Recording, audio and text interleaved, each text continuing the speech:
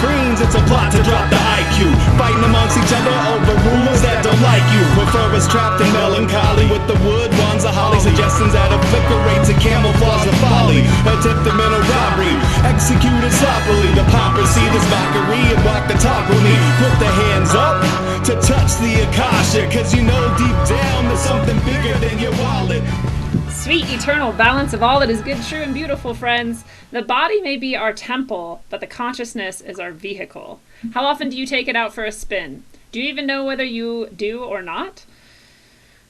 Where do you go when you sleep, and how far have you wandered away from your temple? Astral travel is a mysterious phenomenon known around the world and throughout various traditions and ancient religions by a multitude of names and practices, and tonight we hope to awaken all of our slumbering minds to the capabilities inherent in each and every one of us here on Rogue Ways.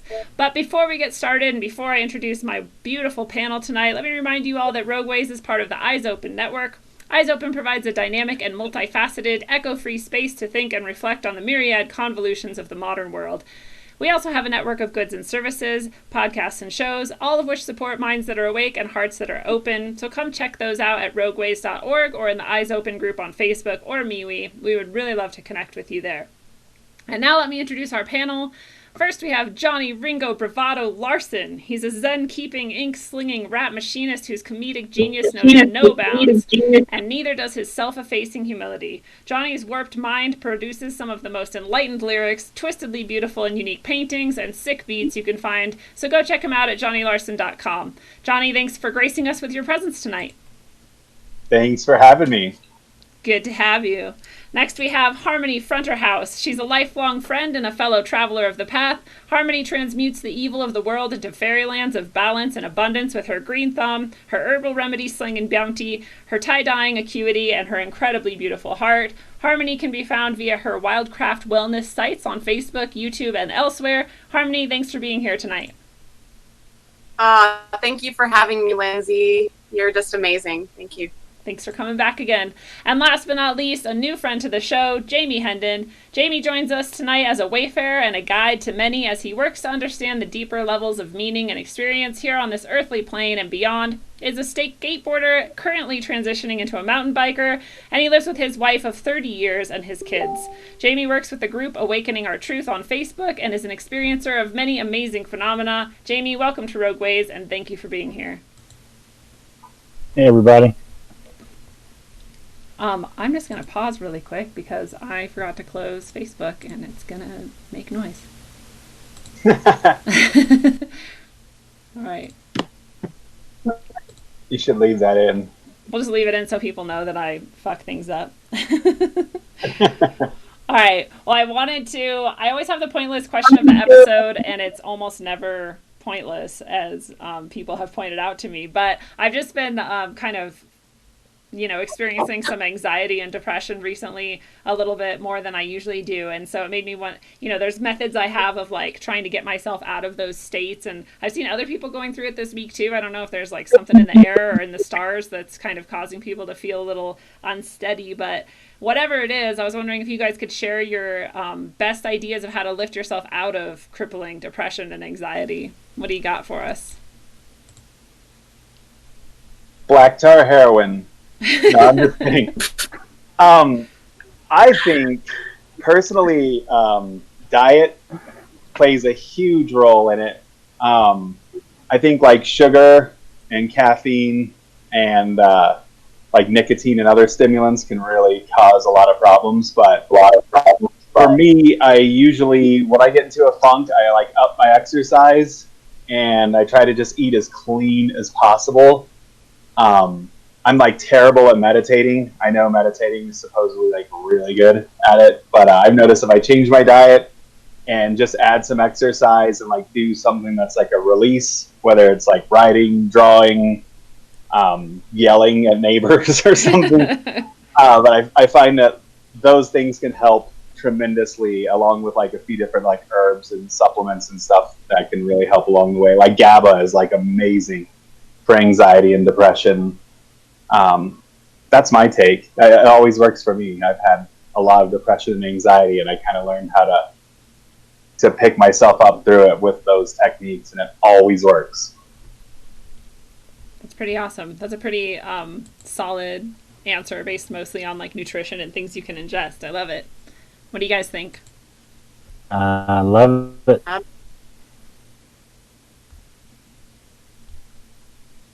I'm not sure what just happened. Absolutely. I love that we think along the same track, and that's exactly what I was going to say. Food is one of the biggest things that enhances or can alter our mood.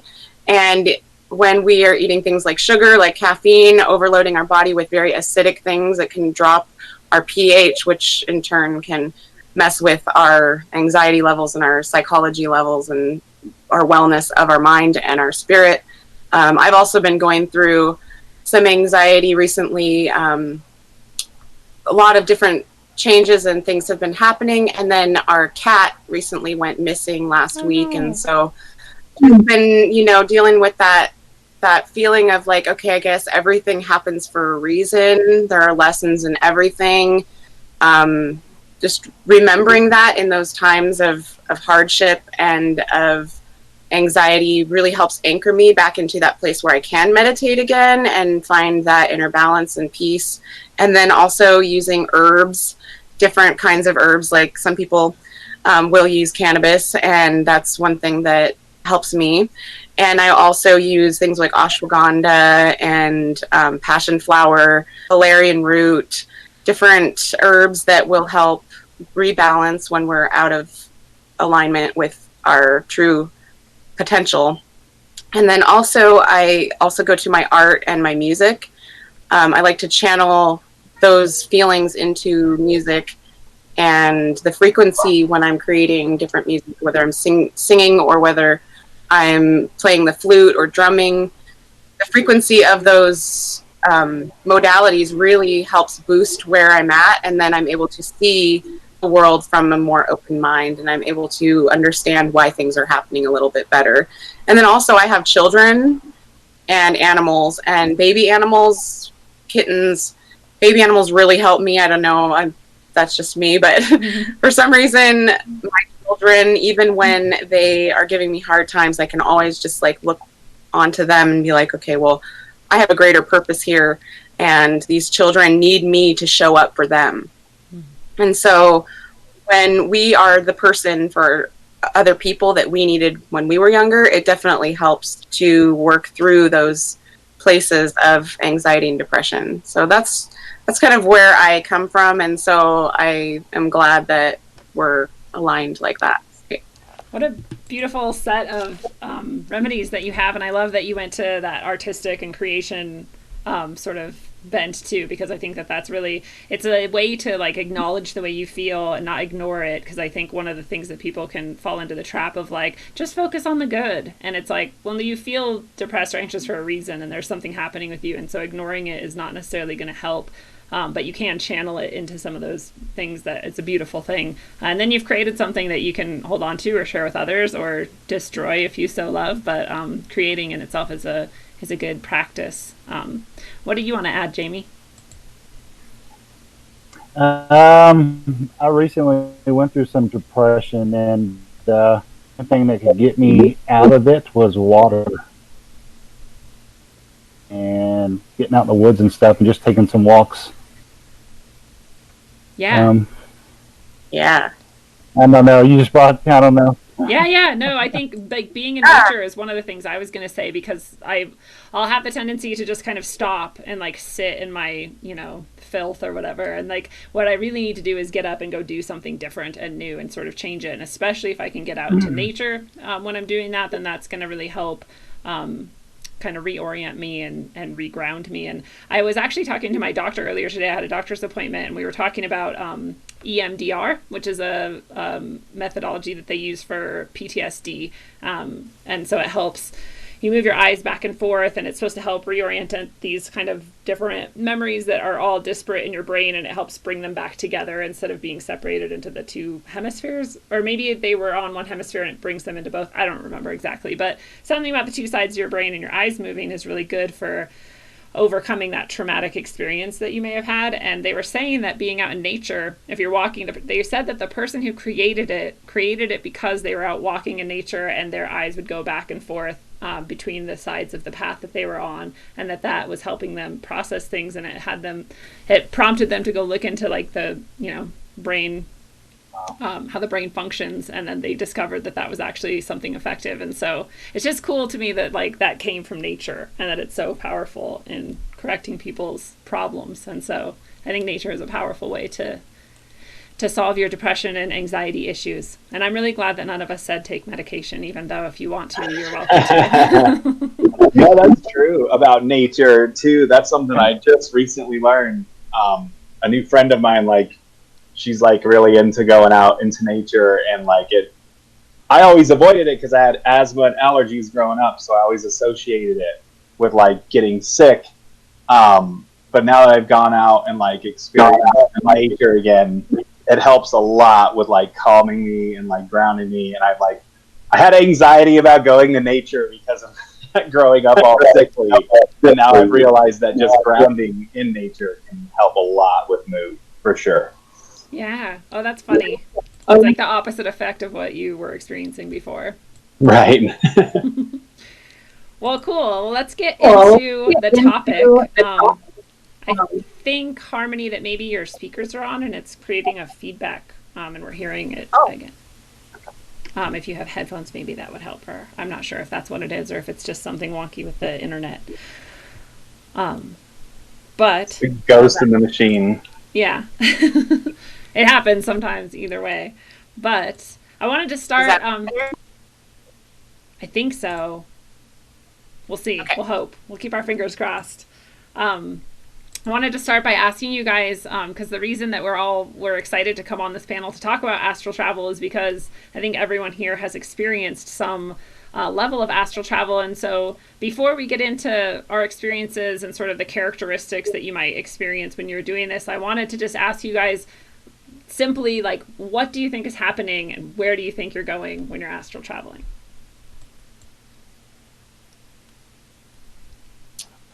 Well, I personally, my experience of astral travel is that you can go anywhere in time and in space, and time and space are limitless, and it is the state of where our consciousness moves out of the human body and is actually experiencing a more subtler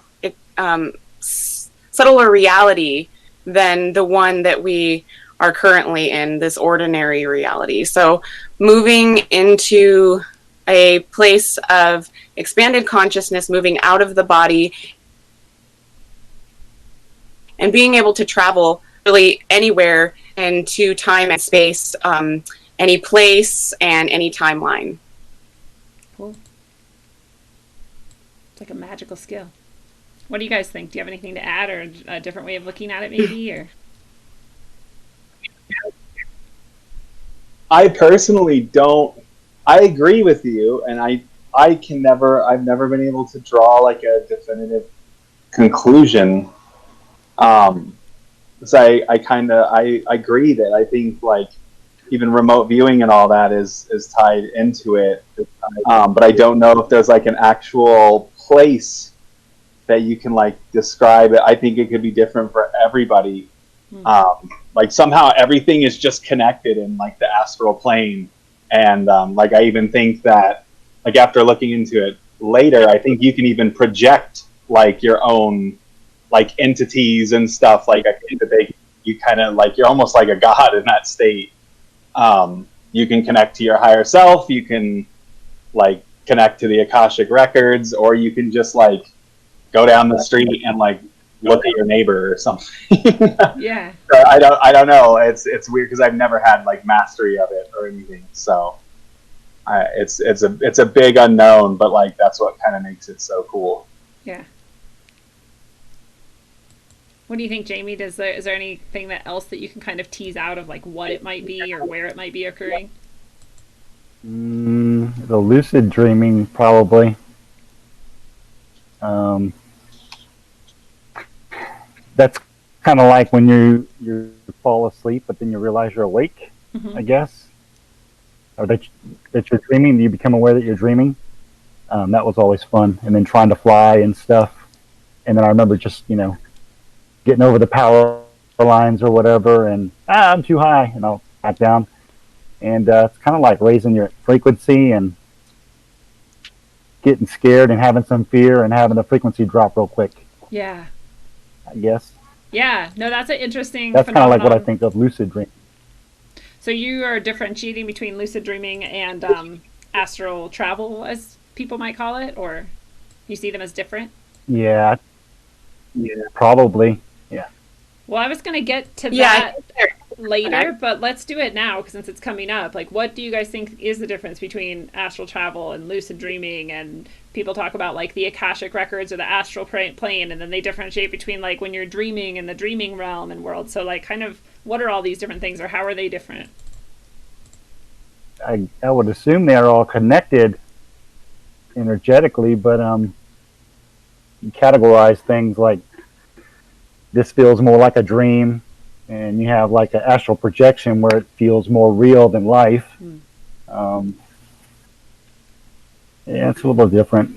I guess I'm putting labels on them, and Yeah. you don't have to, but No, I Yeah. think they're useful. I think there's a reason why we kind of differentiate, but I think you're onto something too, that they're all connected. Harmony, you were going to say something. Yeah, I just think that they're all connected, like Jamie was saying, and they're kind of like categories of a greater concept that we are experiencing. Astral travel in itself can be experienced through lucid dreaming, or lucid dreaming can be experienced in a dream state when we are astral traveling. Yet sometimes we can be astral traveling when we're not in a dream state, when we're actually in that place between awake and dream, and we are consciously moving our conscious, usually an out-of-body experience, where we're moving our consciousness into the astrals, into, like you said, the remote viewing can be a form of astral travel, and the Akashic records can be where we access information through astral travel, yet it's not always where we're accessing information.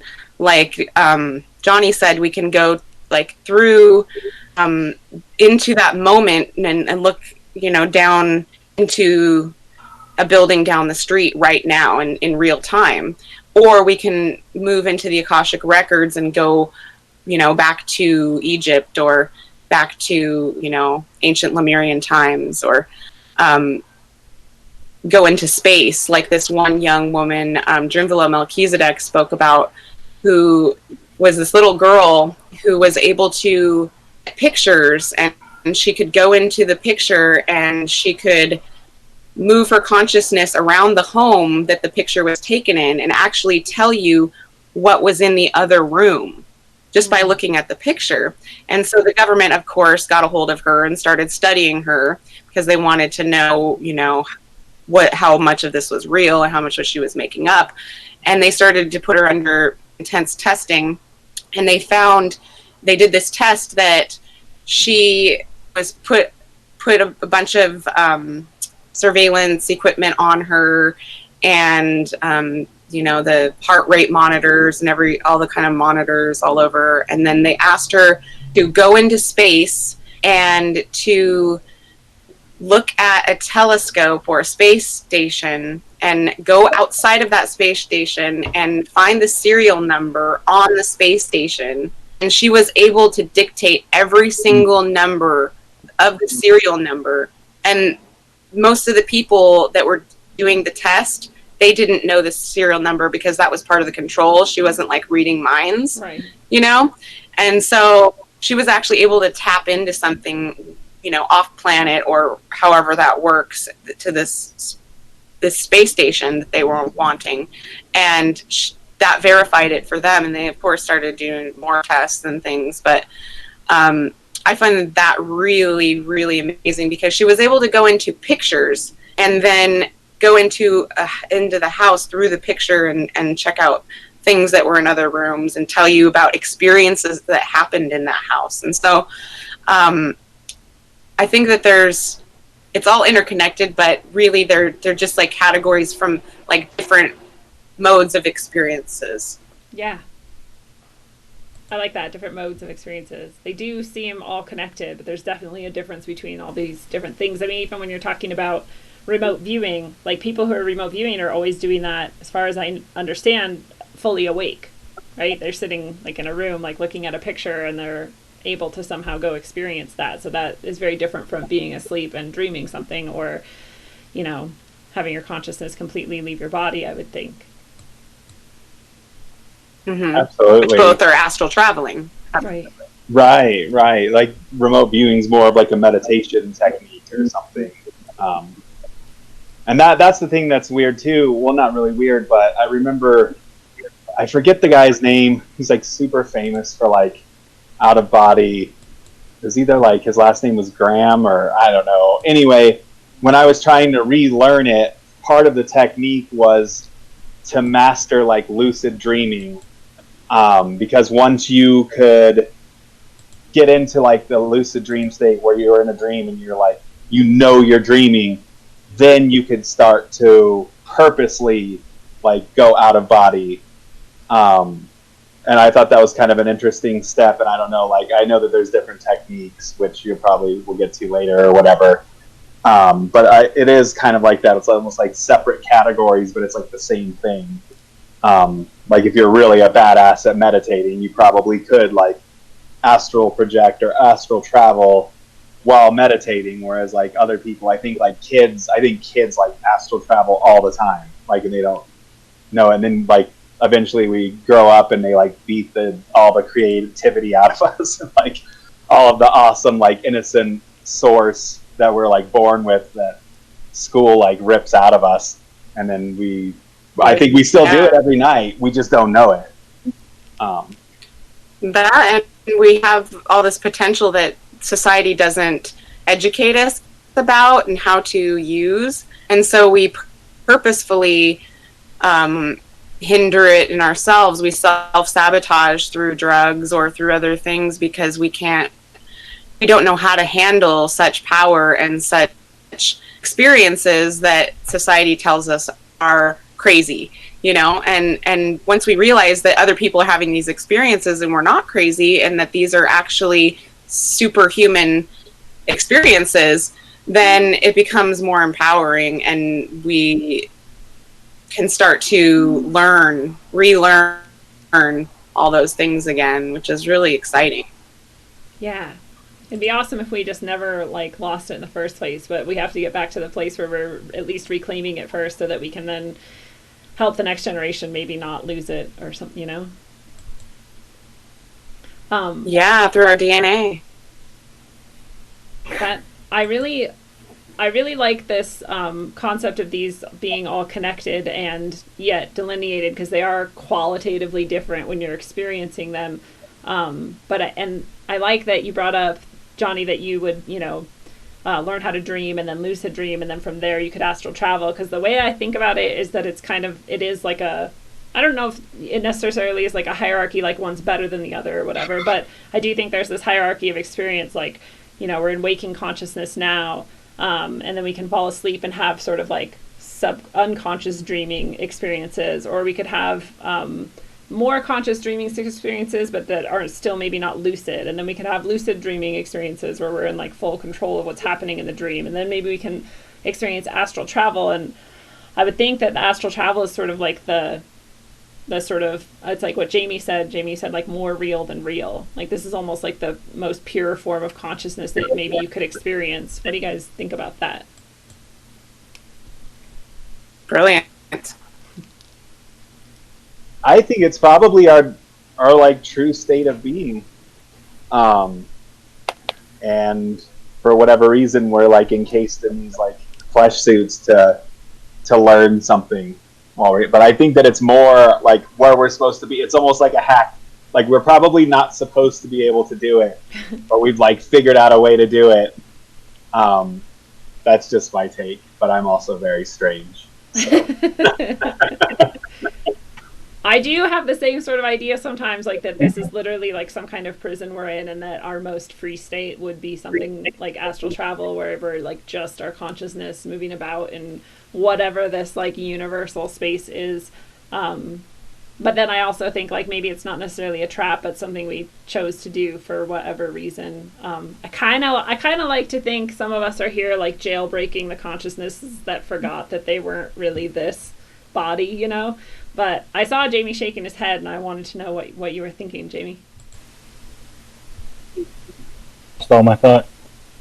I think it was something. I think you were shaking your head about like that this that we were not supposed to be able to do it, to astral travel or something.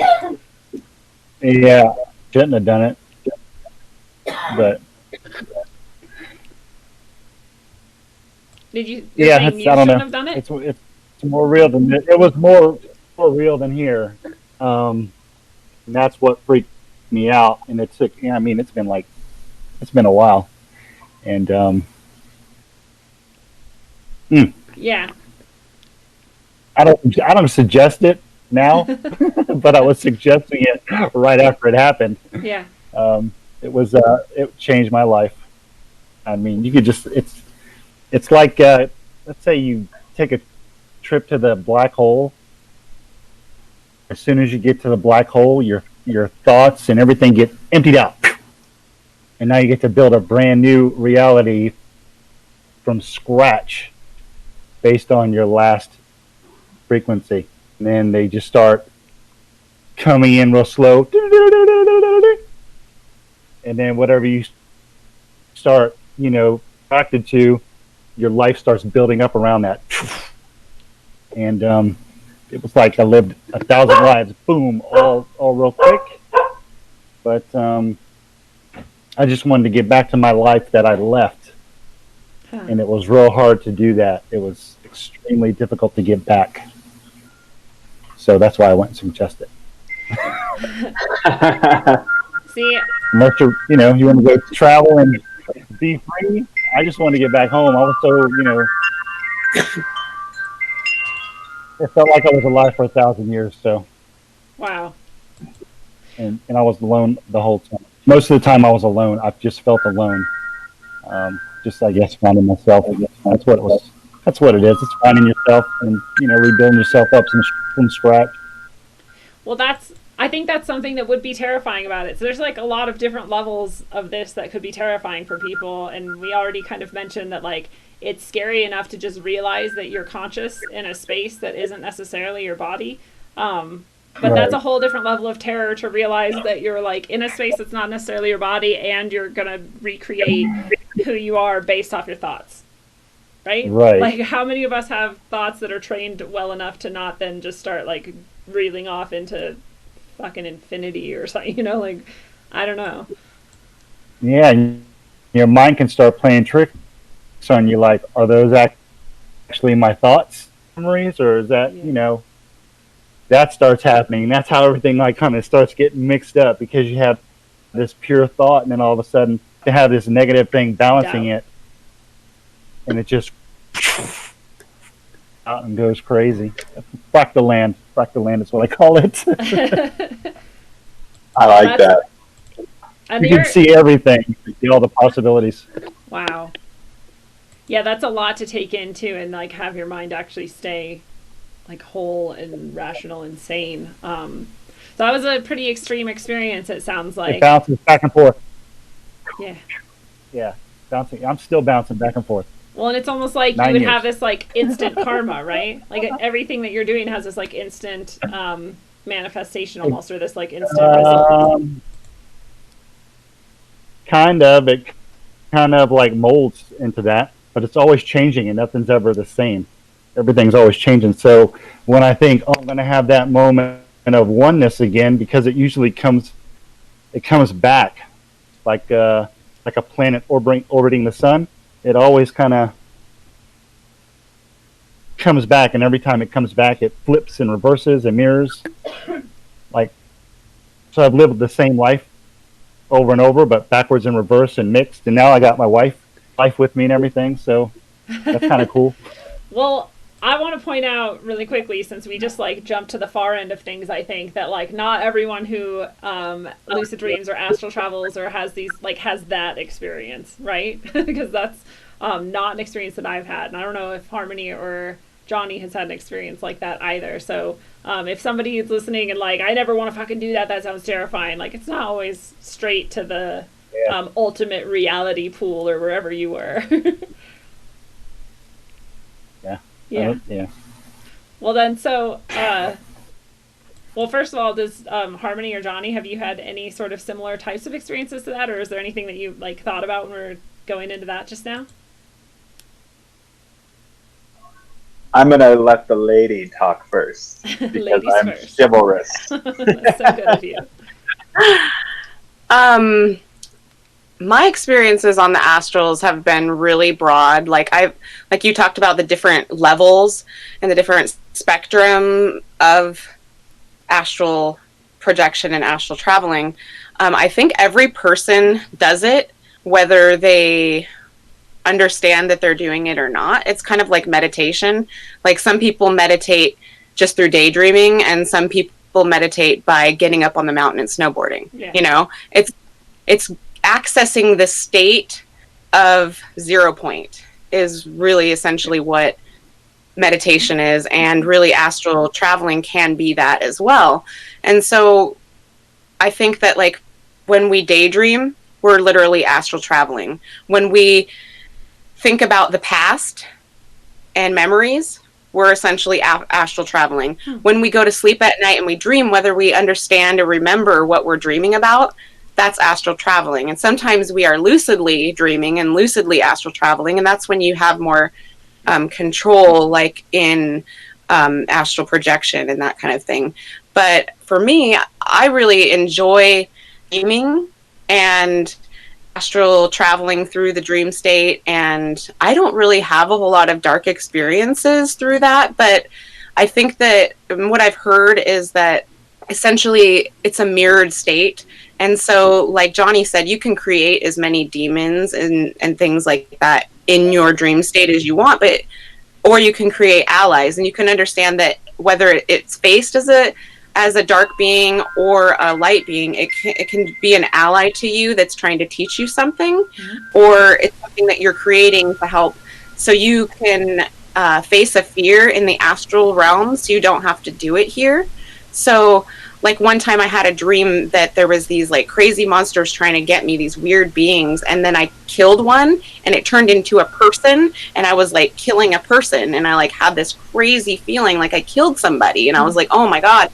Then I meditated on it for, I think it took like a year or two before I figured out, like, I think it was so I could go through that experience and those emotions of compassion and all that fear and everything without actually having to have that experience in this more ordinary world where the consequences are different. And I've also had experiences where I've seen past lives.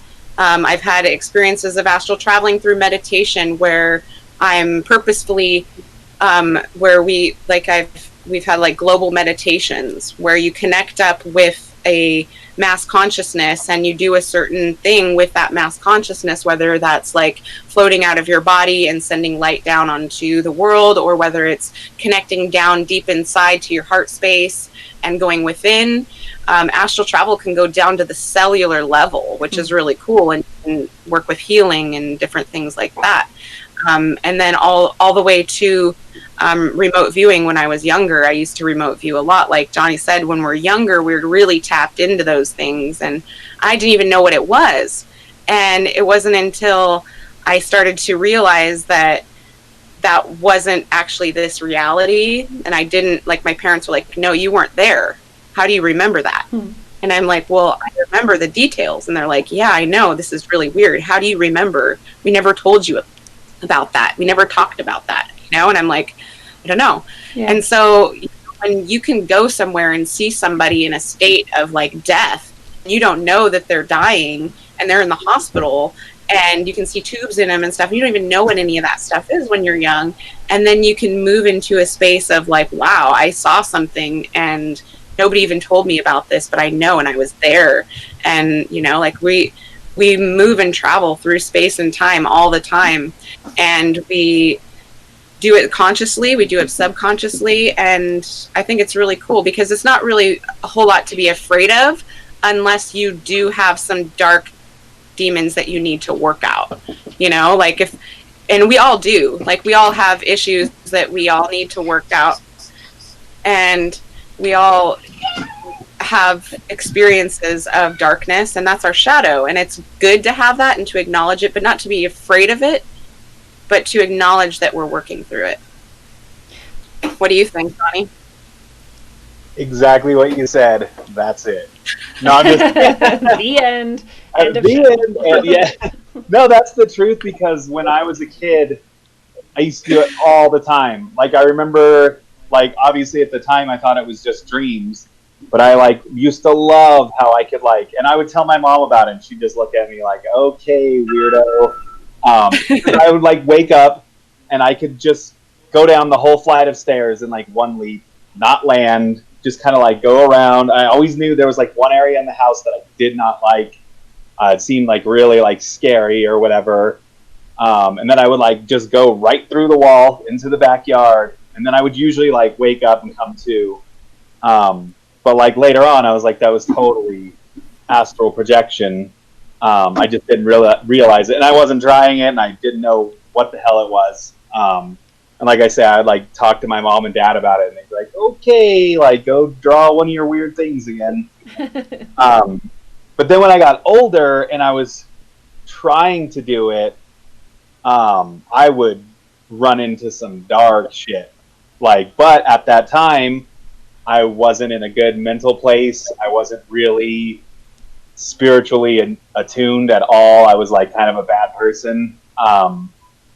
And so I think either I was bumping into like darker stuff because of my vibrations at the time, or from stuff that I've read, maybe I was creating like dark stuff because I have kind of a dark mind anyway. So I like all the time imagine like the craziest shit that I can think of, that even when I'm like daydreaming, like the darkest possibilities of whatever. So I think at that time, without being like positive, I think I was kind of just running into like my own projections of my own demons that I had to like tackle or whatnot. So I think it just really varies on I think it's just like my friends would always say, like I never really did acid, but like people would say like if your mindset was like correct, you'd have a really good trip. But like if your mindset was kind of negative or like different like vibrations, you could have like a really awful time with like psychedelics and stuff. I think it's kind of the same principle from what I experienced myself. And then as I got older, like I said, I had to try to learn the techniques, and then I was learning the techniques, and like it ended up scaring the shit out of me so bad that I like just started like I stayed purposely sober because I knew that if I was like sober, that was the quickest way to do it.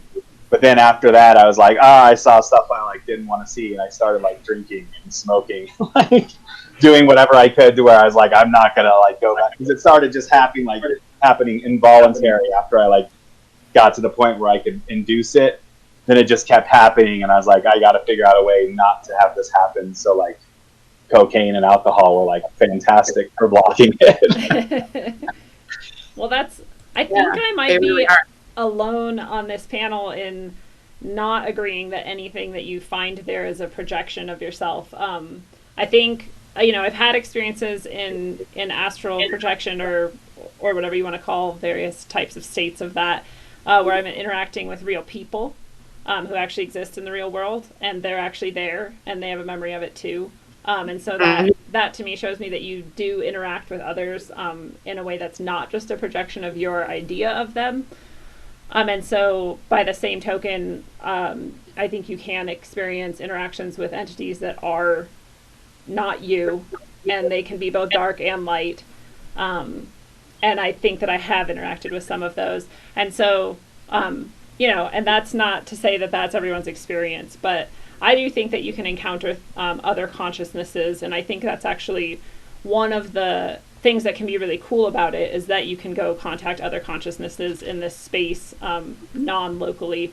And so it can be like a powerful sort of experience in that way. And it can also be, I think, terrifying in that way, because if I am right and you can encounter other consciousnesses and some of them are dark, if you're not very aware of that or very conscious of your own power in being able to determine whether or not you continue to interact with those entities, then that can be a negative experience for you.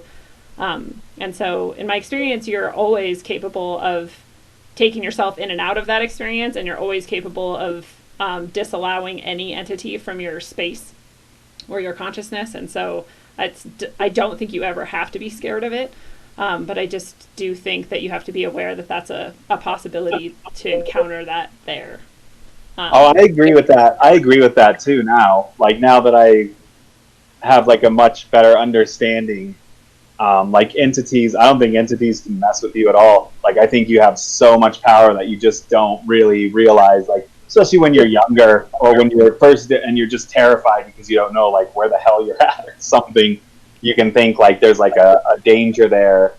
Like, I remember when people were like, oh, like astral travel's crazy because like when you're out of your body, like something else can take it over. And I'm like, I don't think that's true either. No. Like, Not unless you allow it to, yeah. Right. True. Like, I think it's kind of like almost like being like on drugs and alcohol, and like an entity could then have a better chance of gaining access to your being, but even then you have like the ultimate power and the ultimate say. So at some level you're allowing them to, if they're successful. Yeah. I think it's kind of like a spectrum of like a radio station, you know, when depending on where your consciousness is what level of the astral realm that you dial into. So like there's dark entities, but they're not on every plane of the astral realm. There's different planes, and there's darker, denser planes of the astral realm. And when we go there, that's where we are matching the same energies of the darker entities that in a higher consciousness you created yourself. And so they are existent in a certain realm. It's just kind of like here in this world, you know, like we're all one, we're all interconnected, we're all like one being, but at the same time there's like different places. Like if you go into a Masonic lodge, you're going to feel a really different frequency and meet different people, and you have to essentially tune into the energies to that Masonic lodge for it to even exist, for you to even be able to be in the presence of those people. And so therefore your frequency, your radio station is dialed to theirs. But if you're going into like some kind of beautiful sanctuary of nature, you know, like you're going to have to tune to a different radio station, and your experiences are going to be a lot different, you know. So it's kind of like that same thing. Like it's definitely, these entities are definitely existent, but they're not existent on every plane. Mm-hmm. And so that's why I think some people can dial into darker experiences, like you said with LSD. Some people have a very bad trip every time, and some people have never had a bad trip, and they were taking the same exact drug. So it's about consciousness levels and that place where we dial in. Yeah. I just random factoid, I've only ever been in one Masonic lodge in my life, and I was there with Jamie. Wow. Nice. Oh my gosh, that gave me the creeps. Isn't that weird? And the weirdest part was that a Masonic guy came in and like told us everything about, like, he just happened to walk in at the same time and like gave us a tour of this lodge. Tour guide. Yeah. That was pretty weird. Awesome. And that's the type of stuff that I feel like Jamie and I's souls at some point were like, all right, let's meet up, and when we do, let's like go have this experience, and let's get this guy to come too, so that we can like put this into our conscious experience or whatever, you know? Like I think there's some like subconscious like astral travel that goes on that arranges these things or something. Yeah, I get. In fact, I think Jamie, you even said something to that extent, like while we were in there.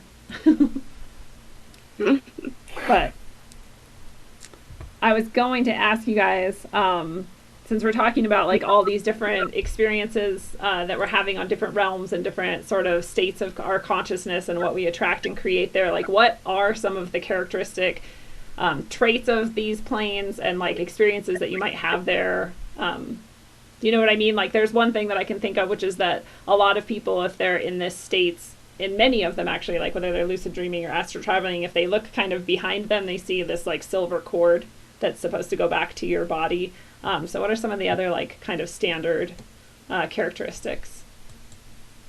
So it's weird because it was kind of even pre-internet when I was talking to my friends about it, because I have a couple friends that also, like, I don't know, we're just weird. And like we'd be sitting around, we'd be like working on music or something, and then my buddy would just like start talking about like, yo, like, y'all ever been out of body? And we're like, that's weird that you say that, because I think blah blah blah. Anyway, it was really strange because the same two dudes said, and like unprompted, like they said that the tent was like kind of greenish, which was true for me, and I don't know if that's like an overall truth. And then my other buddy also said every time before he snapped into his body, it was like he heard like these loud banging like footsteps, which I also heard too. Like it was just kind of like a boom, boom, boom, like something was coming after you. And that was when I was like a kid. But other than that, I don't really, those are the only two things that like really stuck out in my mind. I don't even know if it was like green, but like it was kind of like everything was fuzzy. Kind of the way, and maybe this isn't true either, but the way like if I'm in total darkness, I can kind of see like energy, like moving around, sort of like when like back in the day when the television would go off, it was like poltergeist, like where the screen is kind of like fuzzy or whatever. It was kind of like you could see like energy, like there was like a denseness to it, but like it was also light. Yeah. I don't know. So those are the only characteristics that I noticed. Had I paid more attention as an adult, I may have seen, because now that I know about the silver cord, I would probably be looking for the silver cord. But yeah, I've definitely experienced the clapping sound. It wasn't really somebody walking down footsteps, but it was a clapping sound. Like and then I've also experienced, like your hands clapping, like, you know, but like kind of like how when I once or like Harry multiple Potter times? and they apparate once, just like a loud clap. Okay. And you know, like if you ever read Harry Potter and they apparate and there's always a loud clap, I was like, hey, read that out. That's like when I astral travel. What? That's awesome. And then I also have experienced the silver cord, and usually when I go like up and out of body consciously through astral projection is when I experience the silver cord. Not usually in the dream state, but usually through that state. And then also sometimes I've experienced this, and I've heard it from other people, there's a tunnel or a wormhole or some kind of a black hole or something that appears before them sometimes when you're having these visions, and you'll actually see something open up like a doorway or a portal. Okay. And then in the dreamland, one way that you can kind of acknowledge that you are lucid dreaming is if like you start flying, and you can go, oh, well, I don't fly usually in this ordinary reality, so I must be lucid dreaming. And you can kind of have that realization, that revelation in the dream state, and then you become in more control of your lucid dreams. And then also like looking at your hands or looking in the mirror. Sometimes if you look at your hands, you can see that your hands are a different color, or you have less fingers or more fingers. Often people will see 6 fingers on their hands, and then they'll go, oh, I'm dreaming. Now I can be lucid. Or you look in the mirror and you have purple skin, and you're like, oh, I'm dreaming. Or certain things about yourself that you like, your subconscious is convinced that that's not you in this reality, so it is you in another reality where you have more control. And then just like different levels of that in all different macrocosms and microcosms. I've experienced different sparkles. Like there's been a little sparkles that happen sometimes when I'm in the astral realm projecting. Like you said, like the prana or the static will be like these little sparkles. And that's about is all I can recall right now. But some of the common there's my characteristics. Yeah. What about you, Jamie? Have you experienced some of those or all those or any others? Yeah. I don't know. I'm just thinking about the fairy dust. Yeah. You're saying that stuff. Sometimes I think that I'm channeling through like pets, the dogs and stuff. And one of the dogs got really sick and up. And I saw all these little lights come out of the dog, and I was like, "What the f is that?" And that was the first time I got to see fairy dust. It was like little vortexes spinning out of existence, and they would spin, and there was like nothing there. But as they were like poking through to leave, they'd light up. Pew pew pew pew pew pew. Wow. There was thousands of them, real tiny. After the dog got sick in the yard, it was crazy. Huh. And I remember one of my lives where I had bounced back, seeing that and going, "Oh yeah, this reality is not right. I must be dreaming or dead." So I zapped out of that one and woke up in my bed at home. Wow. It was really weird. The last 9 years living out that whole entire vision, I guess, that I had.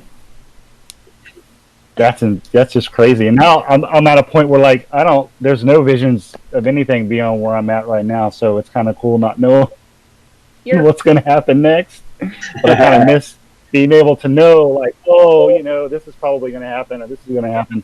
Now it's like I don't know what's going to happen. Like, it's a little nervous, but well, I'm happy. That's got to be some sort of a relief, though, because I remember, like, I have definitely not had, like, 9 years worth of understanding what was going to happen next. But one time I had, a dream. I had a dream, apparently, that I didn't remember until the moment. But I was in this, like, random bar in Scotland, and all of a sudden I knew every single thing that was going to happen, down to, like, this person will put the cup here, and this other person will walk around the corner, and they'll be wearing this shirt, and, like, someone will say that. And, like, and it went on for...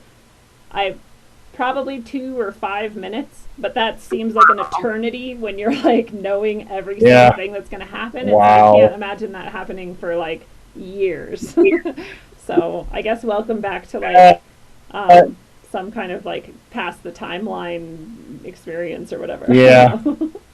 It wasn't a constant thing. It was like a wobble in and out, fade in and out type of thing. It was, I don't know, a little weird. Well, that's like, and Harmony was mentioning some things earlier too about like having memories. It would be like oneness. Sorry, what? Mm-hmm. Oh, I don't know what happened. I think the sound caught Nothing. up. I was just saying there's like a reversal, like the center of the black holes, boom, boom, boom, boom, boom, going through the black holes. Each time you go through one, it reverses. So I think that's like, and the dates I think have something to do with it. You like have to let it play out on the field because the vortex is physical and it's creating time. You know what I mean? And I think we're like little dots on that vortex field, like right on the edge. Okay, so my best experience that could relate to what you're saying is that one of my experiences where I went out of body and went out and did some crazy shit in space, and when I was coming back to the Earth, I had to pick. It was as though the Earth were like covered in tornadoes, and every single tornado was a different like time that I could come back to, and I had to pick the right one, and I picked the wrong one first, and I saw myself as like an old person in an old person's home, and then I was like, that's not right, and I left again, and then came back to hopefully the right one. Wow. Maybe that's what you're talking about. Yeah, that's pretty cool. Yep. Something similar to that. That's like it's butterfly different effect. every time. That's what I was like. It's so cool to hear other people talk about it. It's pretty weird because I've actually done very little like research into other people's experiences, and so this is the first time I've heard all of you talk to some extent about some of your experiences, but this is the first time I'm like getting to see a lot all at once. Yeah, it's cool. One other thing I thought of is the experience of seeing your body from outside of itself. Yeah. So most people will like down and see their body sleeping.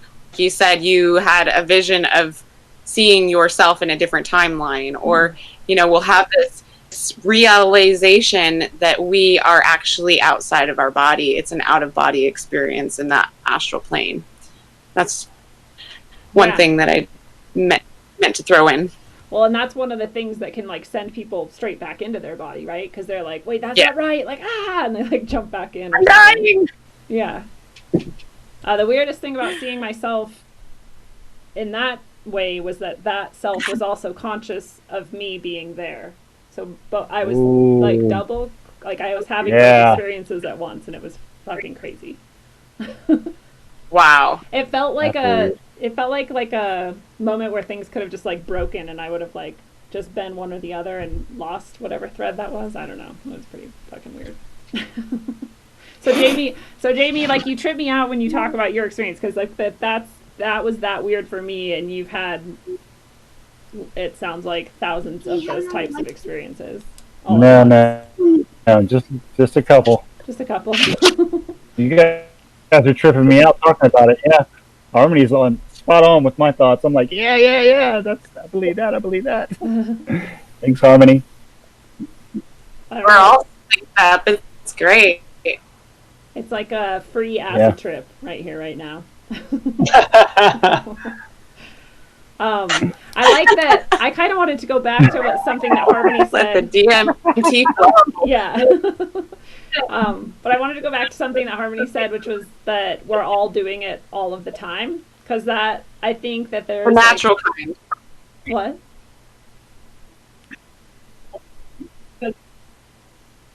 Oh my god, your audio's cutting out again. Oh, I just said the natural kind through our brains. Yes, DMT. Natural kind, yes. Okay, sorry. I wanted to talk about, though, that we're all doing this all of the time, because I think there's some extent that our consciousness is here, like, kind of coming through our body or whatever, like, functioning through our body, but in reality, our consciousness can be, like, everywhere and anywhere at once, and so, like, aside from, lucid dreaming or astral travel, like, have you guys had experiences that kind of prove that your consciousness is traveling, like, while you're awake? Does that make sense? It makes sense, but I haven't. You've never... I don't believe you, because I've seen you be, like, really psychic in the moment, and I think that's an example of that. Maybe, I don't know. I think he's fibbing.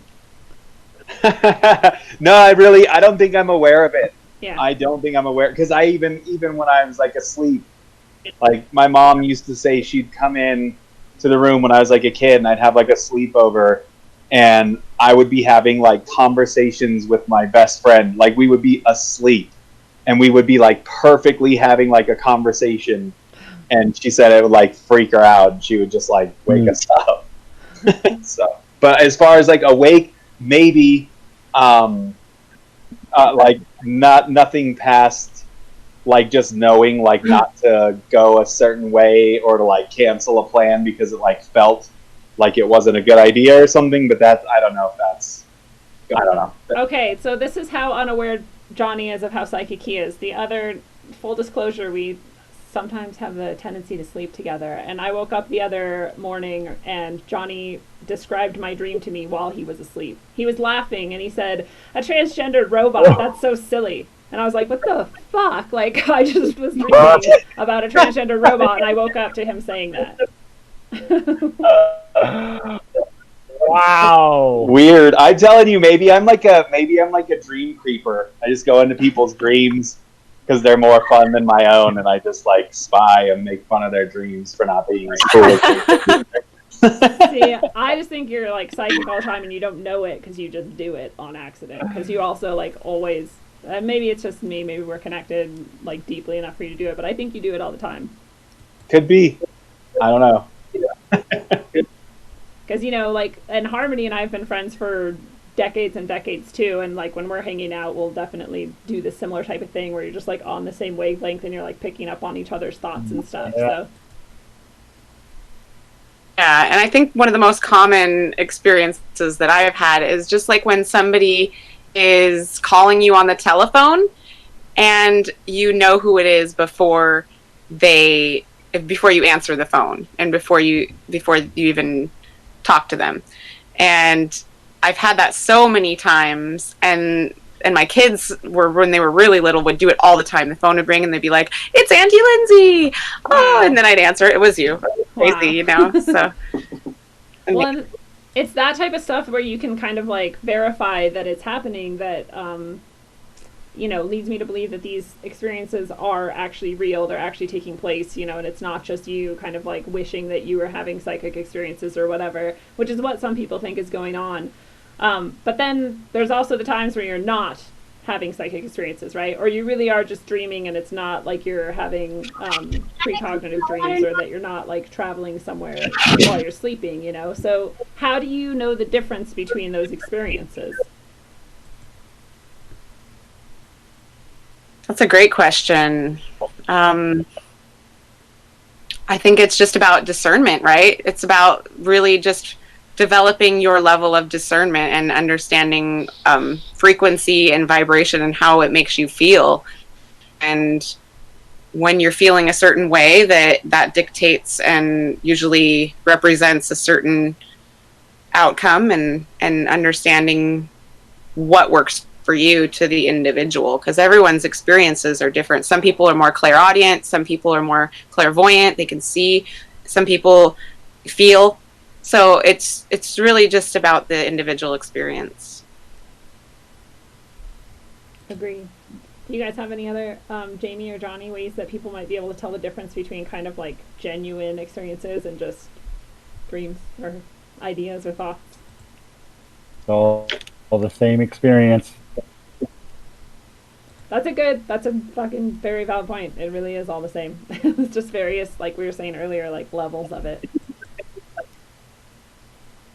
Right. I mean, like, because I'm completely oblivious to stuff like that. Like, completely oblivious. But, like, I can read people, like, really well. Maybe it's because I'm, like, in tune, or maybe I just have been around enough, like, shitty people to know when people are shitty, or, like, when they're good people or something. But, yeah, no, that's strange. That is, like Harmony said too, that is really weird, because that happens all the time, where you're like, you'll be like thinking of someone, you're like, man, I haven't talked to that person in like 5 years, and then you just run into them at the grocery store like the next day, or like an hour later, they like call you out of the blue or something. That is really strange. And I guess technically, like, psychic ability or whatnot is probably the same.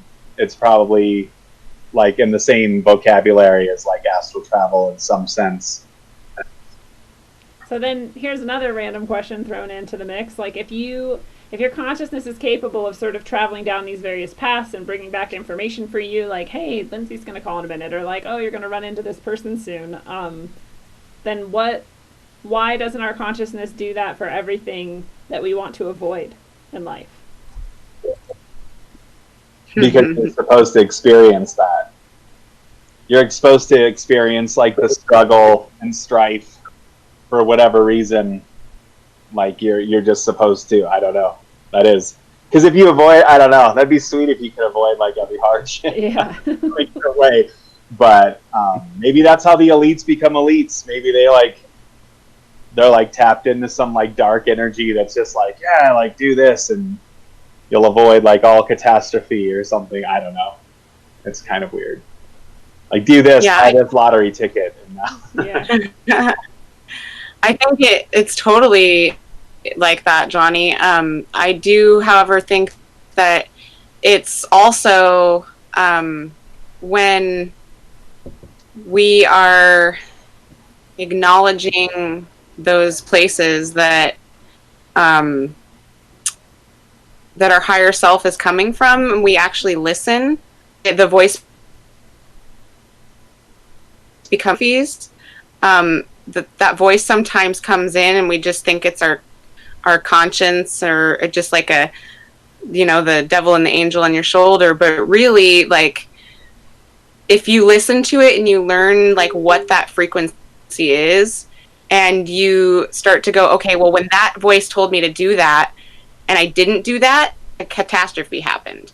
And then you can start to go, oh, that's my higher self, and oh, now that's the one I need to listen to. Like, because that's actually happened to me several times over my life, but especially in the past few weeks, there's been some tests where I didn't listen and some things happened. And, that constantly is a test for me. And so, like, I'm beginning to understand that the frequency of that voice and the feeling of that is what I need to be listening to, because that's super important if I want to avoid mistakes, especially being a parent. Like you can't afford as many mistakes, And so there's also the place where, like, we are supposed to learn and have lessons. Like you were saying, that's the part where I absolutely agree. It's supposed to happen for a reason. You're supposed to go through the shit so you can reemerge as a new being and, turn like a firebird, like a phoenix, and rise from the ashes of the darkness, So, like, definitely supposed to have certain lessons and have certain experiences that can't be thwarted by our higher self, because that's what grows our character and our strength and our superhuman abilities and strengthens our confidence in ourselves. So, but at the same time, the more we tap in and the more we really listen, the stronger those voices become. I like that combination of sort of both of your guys' ideas that, like, you're supposed to experience some of these things, and part of that is so that you can learn to sort of listen to your higher, truer self and learn better how to, like, navigate this reality. Do you want to add anything, Jamie? I'm good. Well, then, Jamie, maybe you can start us off and describe if you have any sort of tactics and techniques that people could use to start astral traveling or lucid dreaming or whatever level they want to jump into. Me? Yeah. Do you have any that you know of that people could try out? The one that worked for me was going into the darkest room in the house, turning off all the noise. There was no noise. Pure black room. Everything was just black, and laying down flat on my back, my arms to the side. Because what I was trying to do was, I don't know what I was trying to do, but I was just trying to make it work. So I just laid there and waited till my body kind of faded away, where I couldn't feel it anymore. It starts with your feet or your fingers, and you just, oh wow, that's a weird feeling that part of my body's not there anymore, and it takes a little while, but just silence, dark room, back and flat on your back, and try to not think of anything, and then stuff is just gonna bombard your head, trying to think of me, think of this, think of that, and just trying to get away from everything and not think of anything. That takes a while, but once it happens, you become everything, and for a moment anyways, but then you realize that it's all just a moment. So quiet, darkness, and silence. Yeah. I love it. Flat, being flat, no movement. Yeah, and I've heard and experienced that same thing with the flatness as well, that you're, like, being flat on your back is one of the easiest positions to do it from. But I've also heard people say that they can do it from, sitting and doing that same sort of, like, sinking down into, like, a meditative state. Yeah, I tried that. It didn't work for you? It only worked when I did it on my back, so that's what I stuck with. Yeah. What do you think? Yeah, I've tried it sitting up. I could feel my chakras. But it's much more difficult to do it sitting up. Yeah. Do you have any other tactics that you use, Harmony, that people could try? Yeah.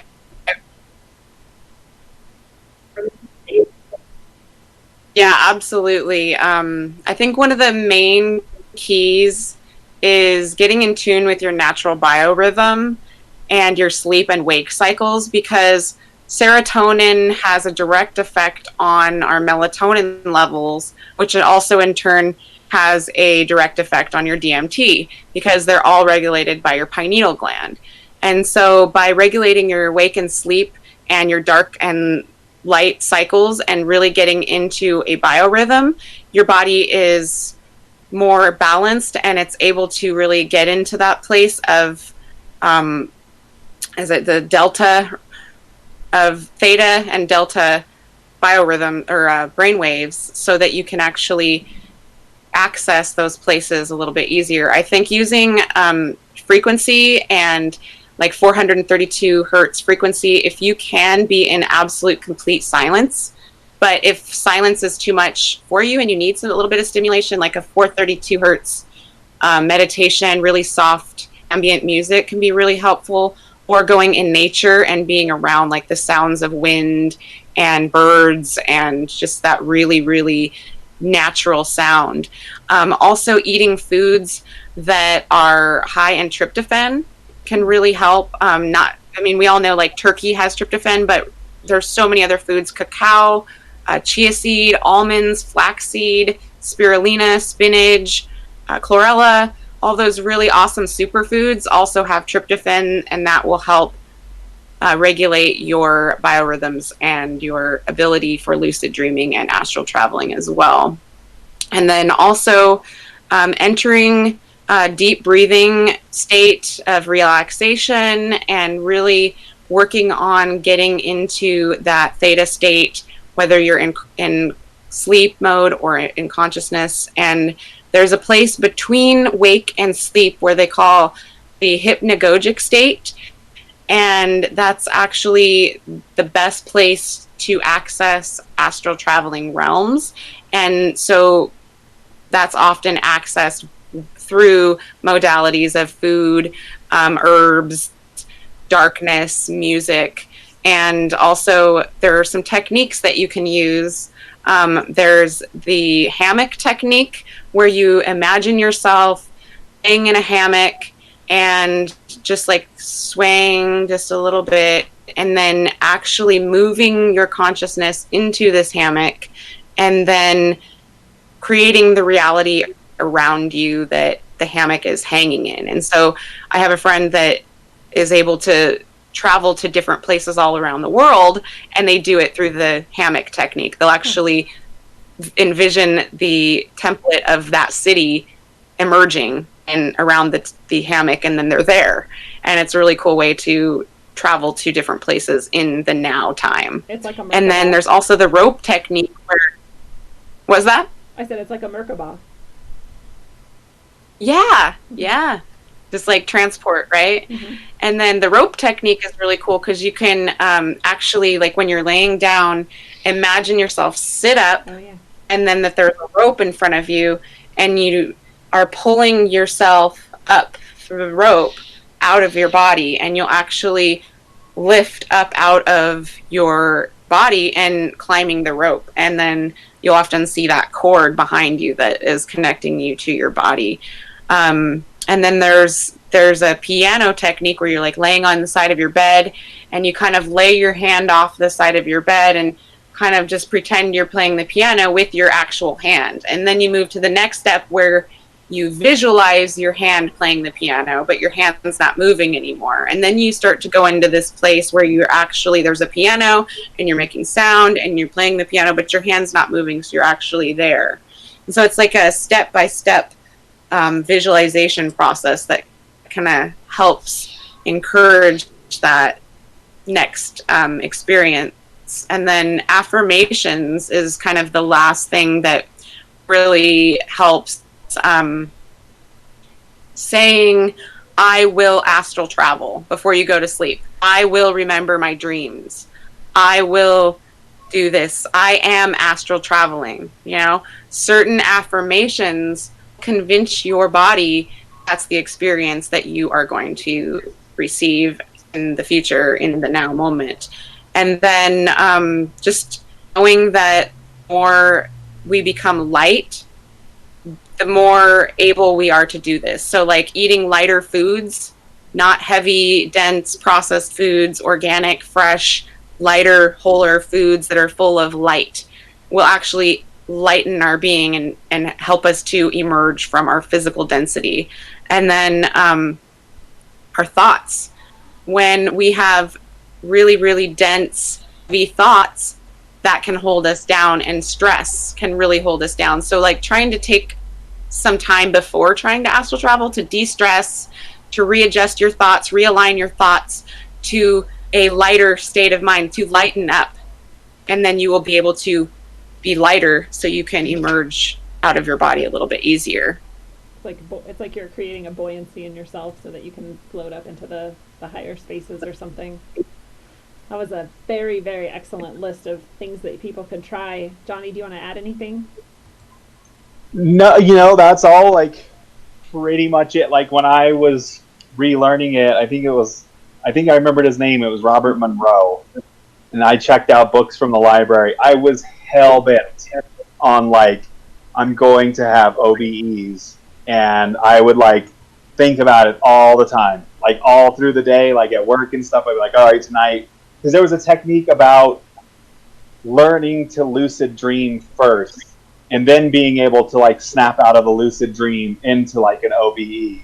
And it started to work to where, like, I would just know, like, in my dream, I was going to look at my hands and go, oh, this is a dream. And then he had a thing, it was, like, really weird. He had a thing where then you were going to make everybody around you in the dream have no faces, which was, like, really weird, but it would happen. And then after that, you would know you were dreaming, then you would fly. Like, you would make yourself fly, and then you could, like, pop out of body. But, like, he also had the rope technique, the lie flat on your back and kind of, like, visualize, like, pieces of your body, like, from your toes to your hands and stuff, like, coming off, like, floating or, like, moving them without actually moving them and stuff like that. But no, everything that Jamie and Harmony said were, like, way more in depth. But I did do it through lucid dreaming more successfully for me because like I said, I don't think I can, like, meditate very well. Or maybe I can. I don't know. But yeah, no, it's very interesting, and that's where it, like, led to.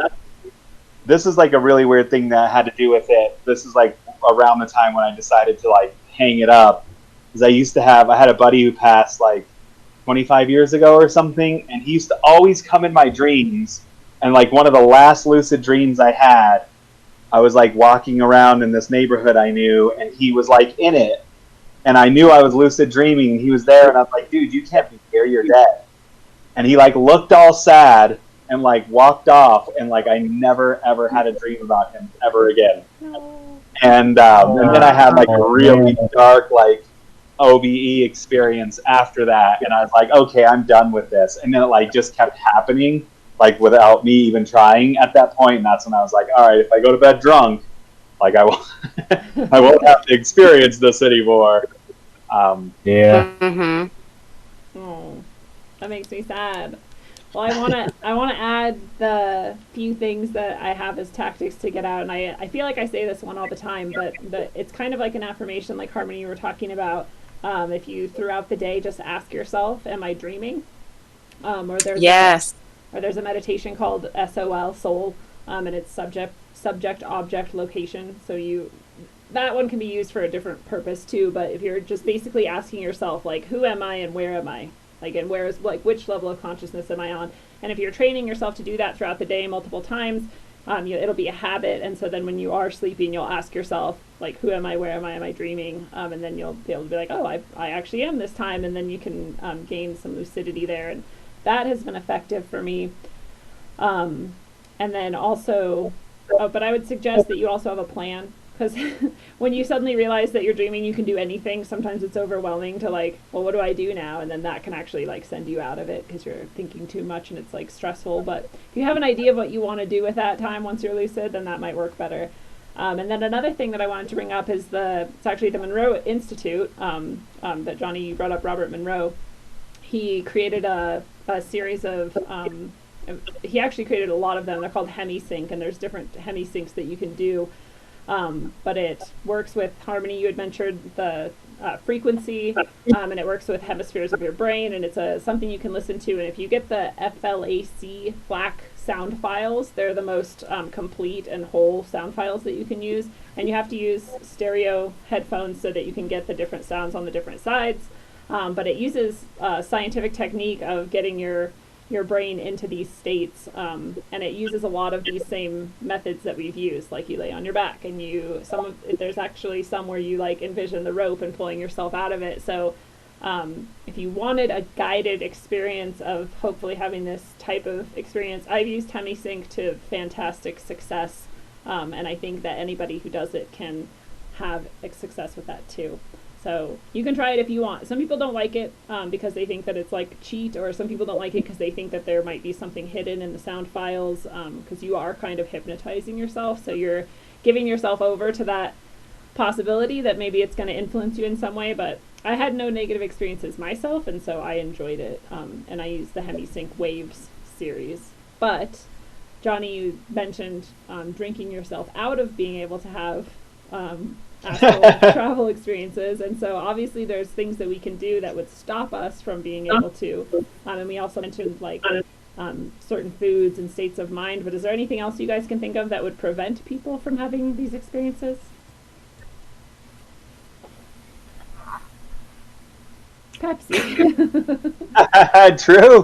True. I think junk food, I bet that would definitely put a damper on it. Like, I definitely know alcohol. I think even like not believing in it. Yeah. Because I used to have like a lot of weird experiences as a kid. Like, I don't know, entity attacks, whatever you want to call it. Like even like machine elves and stuff, like visiting me and stuff. But I just started kind of like I was my family was pretty Christian, and so I would just like always, like in my prayer, I'd always like talk about like, or like basically like beg God like to not see things and stuff, which I think in a way was just kind of like you can will yourself to like shift from certain vibrations to like not see shit that's like there, because other people I know can just see things, see auras and like all this stuff, and now I'm just like this like dense mouth breather, like all that's real is like this cup in front of me, and that's all. But yeah, definitely like heavy substance abuse. But then again, I don't know, if you like get to the point of near death, you're gonna have an OBE anyway. So maybe substances could lead to like a weird, darker OBE. Yeah. Well, and I think that like Harmony said earlier, I think we're all always sending our consciousness other areas. It's just whether or not you're going to be conscious and intentional about it. So you probably were drinking yourself out of like remembering any of it, you know, or you know what I mean, but not necessarily like stopping yourself from having them. Right. Because I think I think everyone astral travels. Yeah. Like you just may not remember it. That's the same thing. Like when you have those, like when you first fall asleep and you like, because you'll hear those vibrations and stuff, like when you're having an OBE, like that'll like vibrate like before you wake up. But that's the same thing as those dreams every single person has had, where you're like falling off a cliff and you like wake up. That was your body, like that was you were about to astral travel and you woke up and you broke out of it, whether you know it or not. So I think everybody does, but yeah, maybe it's a question of like actually remembering it and being like conscious of it.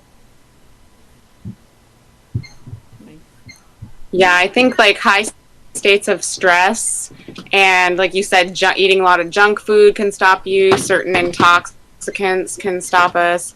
And really just like the amount of belief systems that you have in the ability to astral travel can halt you as well. Mm-hmm. And I'll just add that the number one thing I think that can halt you, keep you from doing it at all, or even once you've started, send you flying out of it, is fear. Yeah. So what kind of Sorry. An alarm clock. Oh yeah. Nothing. Absolutely. Well, then, like, sometimes your brain will, like, incorporate it into the experience, though, right? You're like, oh, that's just this thing, and, like, we can ignore that totally. But, Well, it's funny too because I just kind of realized I think that's because I used to sleep in like total darkness, just quiet, but now I always sleep with like something on in the background, like some sort of noise with lights on, and that probably that keeps me all safe and sound in my body. That's a good point, yeah. Keep Distractions outside, Yeah, it doesn't allow the full amount of melatonin to access your DMT levels. That's why I'm all fucked up. Because melatonin is triggered by darkness. Right. Well, so what types of experiences would you suggest people go searching for once they do get into an out-of-body experience or astral realms or lucid dreaming?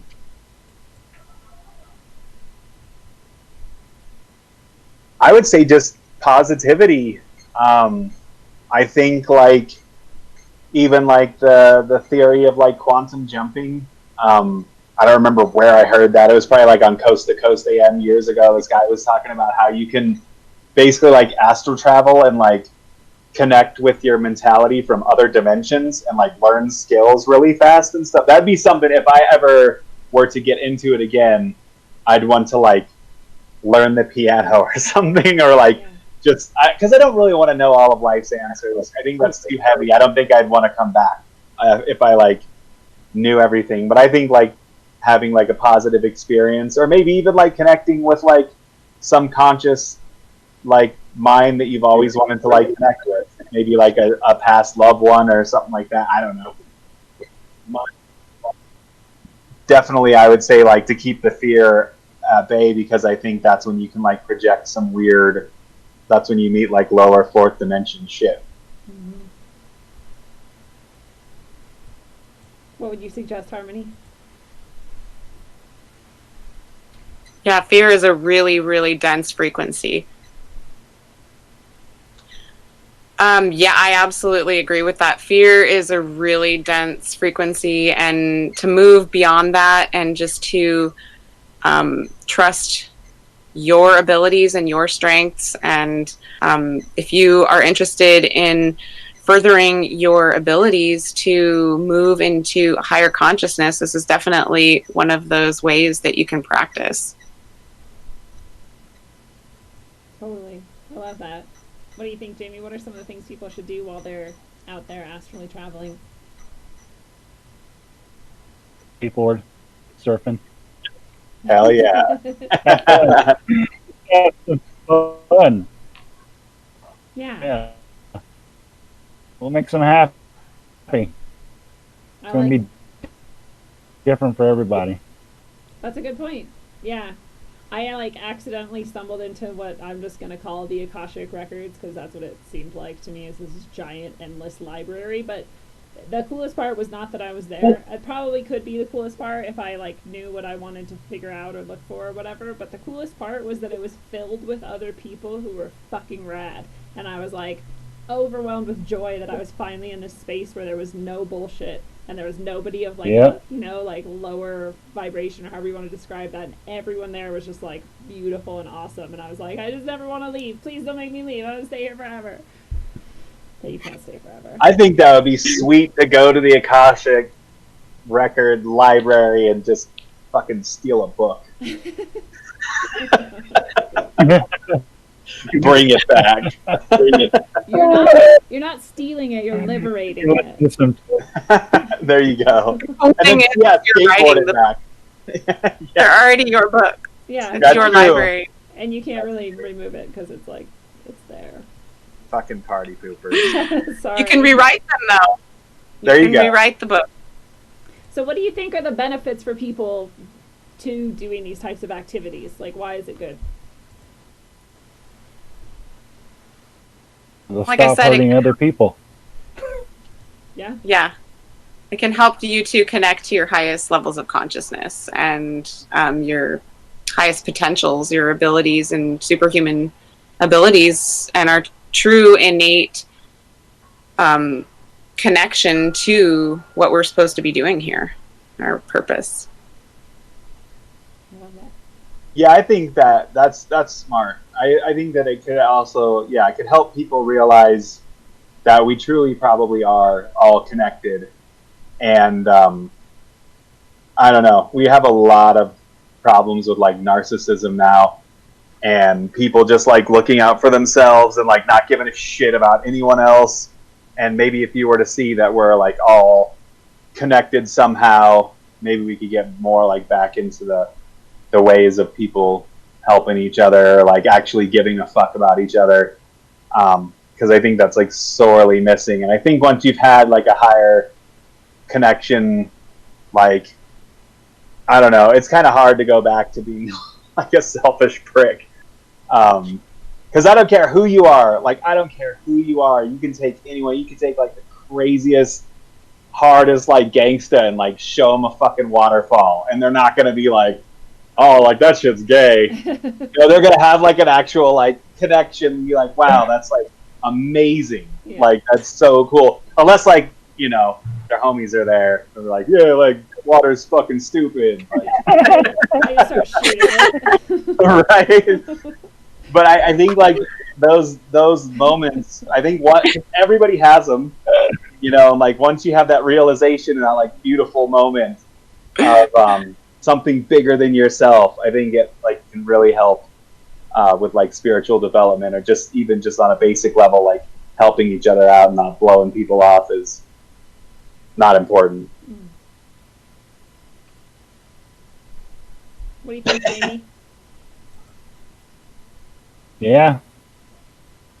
Johnny's amazing. Just don't be shitty to people. Stop being shitty to people. That's what it'll do. For real. Yeah. I think that it like offers you this perspective that like life is a lot more than just this bullshit we've been trained to see it as. Like, you fucking go to school and then you go to college and then you get a job and you save for retirement and then you die. And like, it reminds you that there's something else going on here, and that you are something else than just this. And like that perspective is priceless, and it does, I think, affect the way you interact with the world for sure. Except I'm just being really honest about yesterday I called a random stranger a whore to her face. So I'm clearly not immune to this like 3-dimensional fucking bullshit.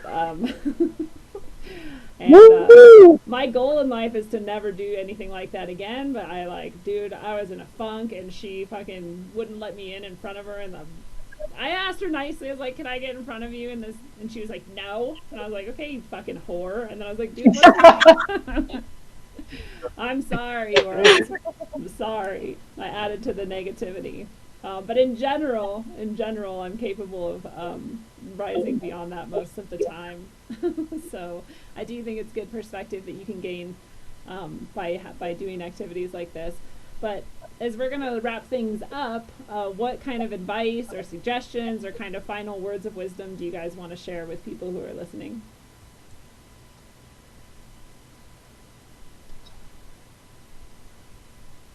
Love yourself. Love yourself. I love it. Yeah. Even if you call random people whores. That's good advice. What do you think, Harmony? Well, I think just remember that our physical body is just a shell, and we're all made of stardust. Scientifically proven. You can look it up. Our body, the carbon that makes the apple pie, the calcium from our teeth and bones, it's all made of stardust. And there are infinite realities in this universe, and we are able to access all of it through the astrals and through our inner guidance and our inner strength. And that because we are more than our bodies, we are able to move into a place of experiencing this life through our spiritual spiritual experience. We, like they say, we are not we are not spiritual beings having a physical experience. We are, or however that goes. We're not spiritual physical beings. We are beings having physical experience. There you We're spiritual beings having a physical experience. So, I can get that out. Anyway, stay tuned in, stay tapped in, and turned on.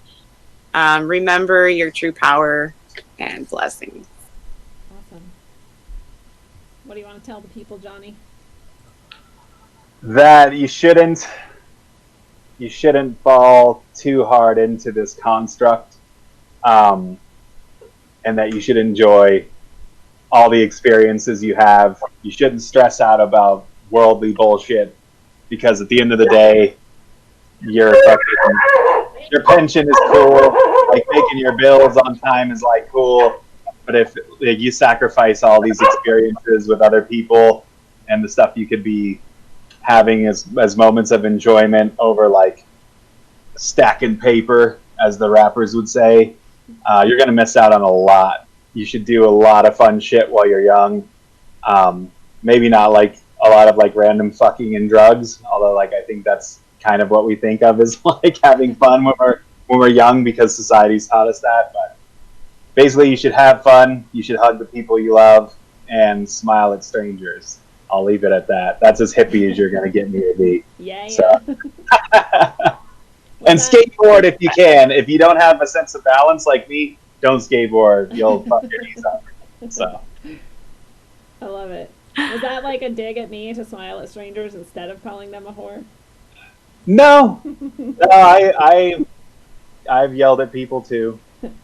I have a hard time believing that. You're pretty nice to people, but I'm fucking huge, so I don't really have to like yell at people. I can just like be 6'4" and it like works the same.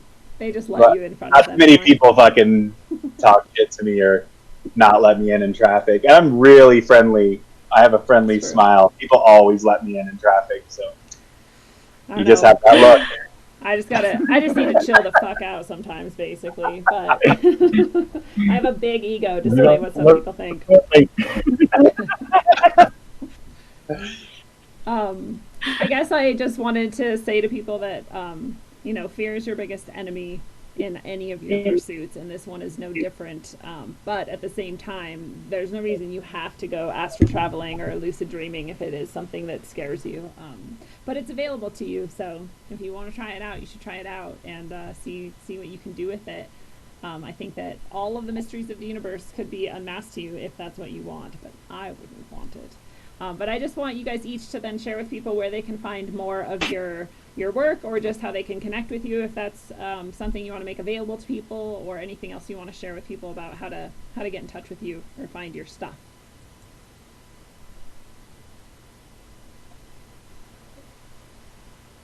Not everybody at once now. All right. I'm just going to tell. Okay, yeah, Harmony, you go first. So you can find me on Facebook. You can find me under Harmony Fronter House, and on Instagram under Harmony Fronter House. I also have a few Facebook pages. You can check out Wildcraft Wellness, Ascension, Paradigm Shift, Wildcraft Kids, and my tie-dye, Wildcraft Tie-dye. You can also check out my YouTube channel, where there is amazing interviews with Lindsay herself, and hopefully we'll have some with Johnny and Jamie to come in the future at Wildcraft Wellness on YouTube. And then you can also find me, my website is wildcraftwellness.net, and I am just publishing a book right now called Birthing a New Paradigm. Find that soon on Amazon and the Kindle Direct Publishing. So thank you so much, Lindsay. You are amazing once again. What an amazing conversation that we were able to have today, and I'm so honored once again to join you guys. Thank you. Thank you. Jamie, where can people find more of you? awakeningourtruth.com. Awesome. And you also have the Awakening Our Truth group on Facebook as well, right? Mm-hmm. Cool. So people can go check that out. What about you, Johnny? I have the easiest way would just be johnnylarson.com. It was a really hard name to think of. But yeah, I have a bunch of art and music on there, and I think it links to like my YouTube, which has like one video from like 2009, and a bunch of art and my music as well. So johnnylarson.com. Awesome. And I hear that soon you might have some lyrics to some of that music that you have out there, so that'll be fun. So, fellow travelers of the path, it is a beautiful thing. As always, this has been your analog, electric, concentric dose of wisdom, according to Johnny, the artist and musician. Johnny, thank you so much for being here tonight. Thanks for having me. You guys all rock. So glad to speak with all of you. And according to Harmony, the earth goddess and guide, Harmony, thank you for being here tonight. Thank you. Awesome to have you. And according to Jamie, the seer and the mystic, Jamie, thank you for being here tonight. Thank you. Nice meeting you guys. So the chances are high that you have traveled astrally, traveled out of body, or otherwise accessed other realms of consciousness that are very incredibly real. Your consciousness knows no bounds and will not be stopped by your lack of belief or imagination. Unfortunately, you may not recall or actively take part in your travels unless you intend to and practice. One of the best benefits of practicing remaining conscious while out of your body might be the preparation for death. It's coming for all of us. And what is death if not your consciousness leaving your body, albeit permanently that time? But what better practice for remaining aware, awake, and intentional during the greatest of transitions, the greatest of transformations, and the greatest of rebirths? I hope you all work to awaken your ability to move about intentionally outside of your body, and until then, travel well, aim for balance, and always look inside first. It's a one-on-one lesson, so do your homework. Make your dome hurt while up on earth. My bones are blessed from holy dirt. Vibes manifested to words that told me search for verbs and adjectives to describe birth. Worth more than one can speak. While the tongue feeds a weak, a sour taste in your mouth, bittersweet. Words can also kill you when you sleep. Mind condition, low frequencies while the subconscious mind listens. I can tell a vision filled with lies, disguised as truth, and spread it like the word to the youth. Watch the tube. A place where the God gets booed is sorcery. To recreate a God forgery does more than meets the eye. Not too many know. Just hear me flow like the eye of Horus Penio. Yeah, not ready to leave until we believe we're free to go. You hear me? Go.